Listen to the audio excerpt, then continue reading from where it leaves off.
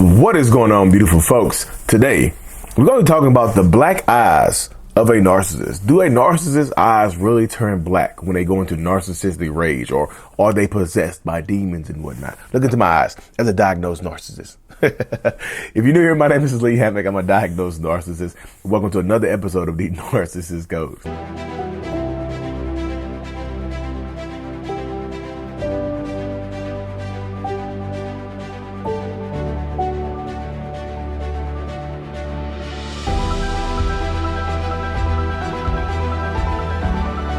Boom. Welcome back. Welcome back. Welcome back. What's going on, folks? Yes. First off, Merry Christmas Eve. Is that something people say? If not, Merry Christmas tomorrow. Happy holidays and whatnot. If you're not celebrating, happy holidays. Take a break. Get rest and whatnot. Respect your decision. Do you, boo. Ain't that how they say it? But yes, narcissistic people, y'all. Do their eyes really go black? I know a lot of people have a lot to say about this topic, and I don't know. I've done a video previously on this a couple of years ago about the black eyes of a narcissist, and just for me personally, y'all. For me personally, what inspired this video today, y'all? I was literally going through my comment section. Can I read the comments? Like, I know people say don't read the comments. Y'all, part of what I do is reading the comments and responding to them, right? So I'm reading the comments. Somebody said, Lee, I can see your eyes are you're dead behind the eyes, but that's okay. You give good information. I was like, okay. That's hilarious to me. It's funny because I know my eyes are not dead. I know people go to jump in the comment section. Well, Lee, they have a point. No, they don't have a point. You cannot tell anything by my eyes. So that's not part of my belief system, right? I don't believe the narcissist's eyes are black or soulless or whatever, because typically the only time you notice that is when they're going through something. Because if the eyes were a window to the soul, a lot of people would avoid narcissists just based on their eyes at the beginning of the relationship. Am I right? Am I wrong? You see what I'm saying? More people are just like, I don't like the way your eyes look, bucko. I'm out of here. You know what I mean? So I don't necessarily believe in that. But again, this is not me trying to chastise anybody's beliefs.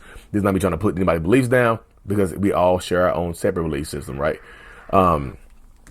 But yeah, so can narcissist eyes, pupils become dilated and huge and scary looking? Absolutely, yes.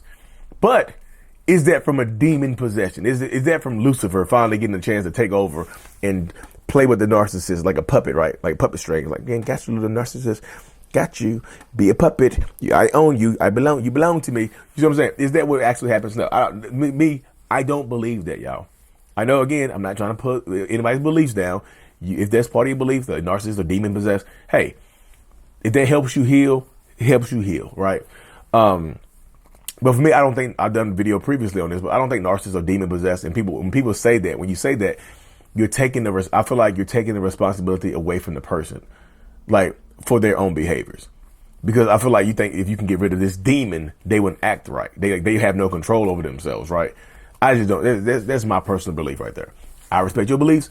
Respect mine. Let's keep it respect. Respect me. I respect you. That's how we do it, ain't we? That's how we do it over here. We respectful, right? Be full of respect. We're respectful. Be full of respect.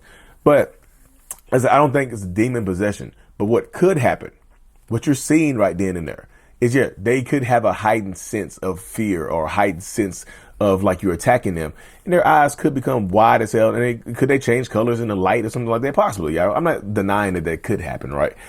But for me personally, what I've experienced is when the eyes go black, it's not a demon taking over. It's literally a psychotic break. Again, when I describe it, I know it's going to sound like a demonic possession. I already know it, and y'all gonna be like, well, Lee, your point kind of collapsed in on itself like a neutron star, right? No, listen to me, believe me, feel me, understand me. You know what I mean? Because this is how it goes right here. We are dealing with a manipulative person or an abusive person or a narcissistic person, right? My cat keeps going. That's the reason I keep checking my phone, because my cat is running by the Ring doorbell, like setting it off on purpose. Like he's a little devil. He's a devil. He's possessed. If y'all follow me on Snapchat, y'all see Loki all the time. Just outrageous. Loki's crazy. But what happens, y'all, is that like narcissists can have psychotic breaks.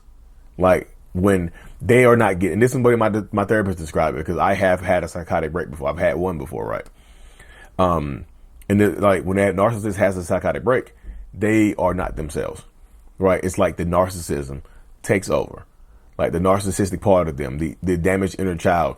There's all the defense mechanisms kick in, and the person kind of shuts down. The person that you know kind of goes away, and the narcissist, the toxicity takes over, right? In my own personal psychotic break, like I think me and my wife, I don't remember it, but this is from my wife's perspective. What she told me before is that we were arguing, and I wasn't listening. She wasn't getting her point across, and I just got tired and fed up.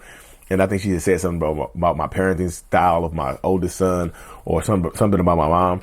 And I just don't remember from that point forward, right? I remember, that's the last thing I remember is her saying something about my mom or my son or something like that. And then the next thing I know, like I'm opening it, I remember the police being right there. Like, what's going on, sir? I was like, what the, I'm confused as hell. I'm like, what the hell are the police doing here? Who called the police? How did y'all get here? You know what I mean? How did you appear here? I was like, what the hell happened? What is this? What is going on here? Right. And like her aunt had called the police because she had told her aunt that I was like losing my mind. I was going through the house whistling and taking pictures off the wall. And I cut up there's like this canvas picture that we had took, like, how you get your pictures put on canvas and put on like for a post on the wall. I had cut that up with a pair of scissors or something. I was whistling through the house. I do not remember any of that. And I really did lose control in that circumstance right there. Like in that position, I really did lose control of like my mental faculties. I had no idea what was going on. And she, like I said, my wife, she was like, yeah, you were, you kind of logged out. And I was like, damn, you're right. So I talked about it in therapy. And the only reason I knew there was a psychotic break, because I didn't know about the picture. I forgot. Yeah, I didn't know about the picture till years later. That canvas picture, because it was sitting in my closet upstairs. We recently just threw it away, y'all. We literally recently just threw that picture away a couple of weeks ago. It's time to retire this picture. And the reason why that picture came up, the picture was so important, right? I thought like y'all for the longest, I'm be real with y'all, for the longest time, I thought my wife had cut that picture up. And I told her, I was like, I saw that picture in my son's closet. Right, because she had moved out and she came back. I thought she had cut the picture up, like as a way to just being like, this relationship is over.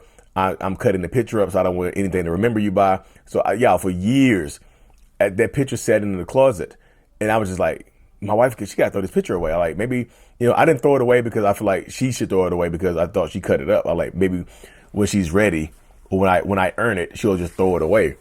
But then I asked her one night. I talked to my therapist about it. I was like. That picture, that cut up picture in the closet is really bothering me. And she was like, well, maybe it's time to talk about that. This can be an exercise where y'all work on your communication. I was like, okay. I'll talk to her about it. So we were laying in bed, y'all. And we were laying in bed, and I was like, hey, when are you going to throw that canvas picture away that you cut up in Kingston's closet? And y'all, the look that she gave me when she rolled over, she was like, what, the picture that I cut up? I'm like, yeah, the picture that you cut up and put in Kingston's closet. She was like, you cut that picture up. And I was like, no, I didn't. You did. You put it in the closet. You cut that picture up and you put it in the closet. And she was like, no, the hell I didn't. I have proof. And she went through her phone and she showed me the message that her aunt, she had sent to her aunt about he's going through the house whistling, he's going through the house whistling and cutting the picture, like took a picture and cut it up. I was like, oh my God. And I told my therapist that, and she's like, yeah, it's because you don't remember that. It was a very traumatic experience, of course, for your wife, but for you as well. Your mind shut down. Like, none of your needs were being met. So the only way you knew how to be, like, the narcissistic part of you took over. Not a demon. The narcissistic part of you, the unhealed part of you, the traumatized child in you took over. And you took a back seat. You don't remember what happened. You had a psychotic break.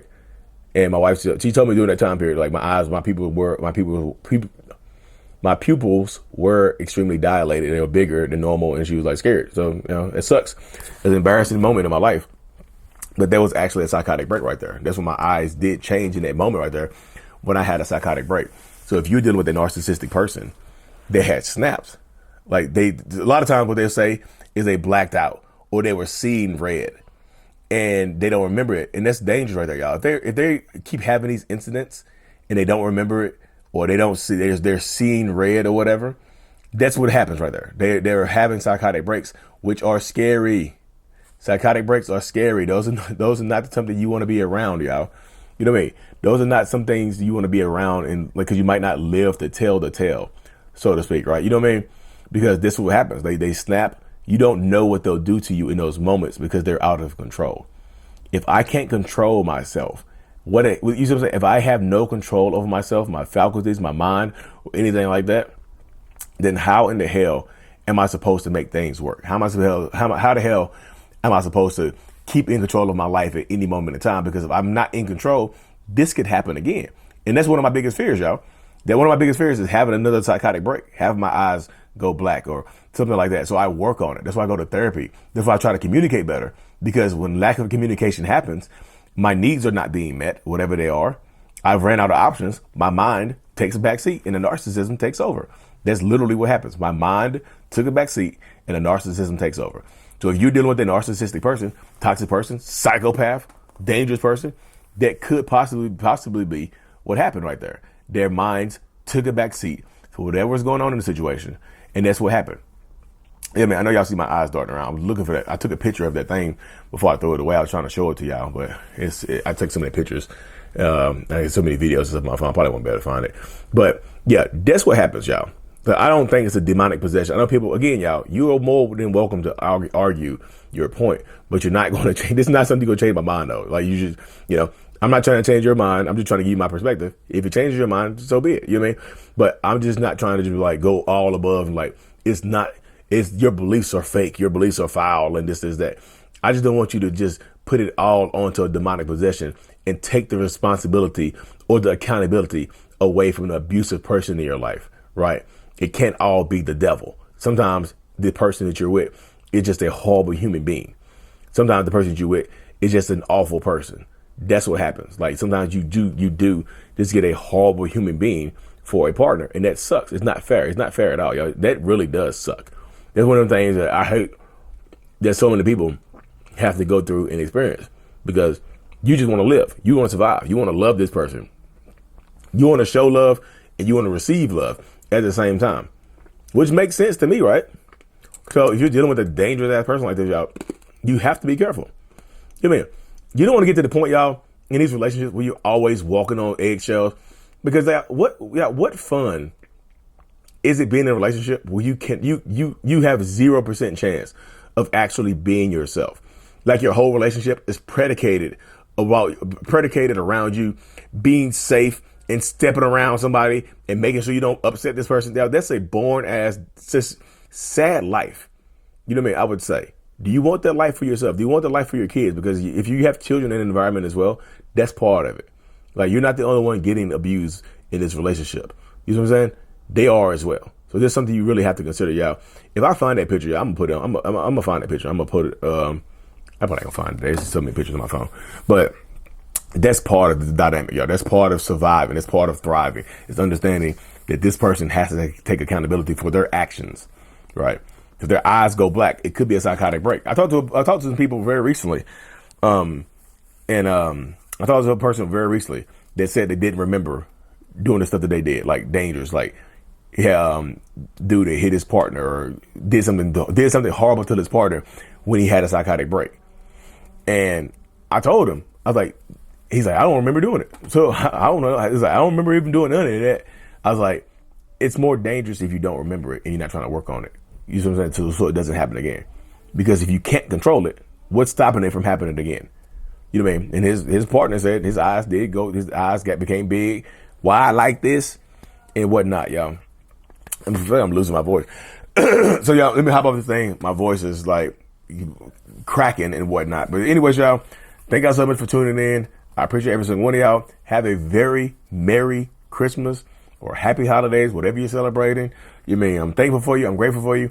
Give me the gift of subscribing to the channel. I would greatly appreciate it. Going to the new year, strong as hell, bright-eyed and bushy-tailed. Anyways, y'all, y'all told y'all, mental illness is up. Peace. What's going on, beautiful folks? Thank you so much for making it to the end of my video. I truly appreciate it. You have no idea. If you haven't already, hit that subscribe button. Y'all, you made it this far, you might as well subscribe. It really does help the channel, y'all. Y'all helps me reach more people as well. Also, I have coaching, my courses, and my support group available at www.mentalhealness.net. Thank you so much. Make sure you stick around, watch another video or two. I appreciate it. I'm out.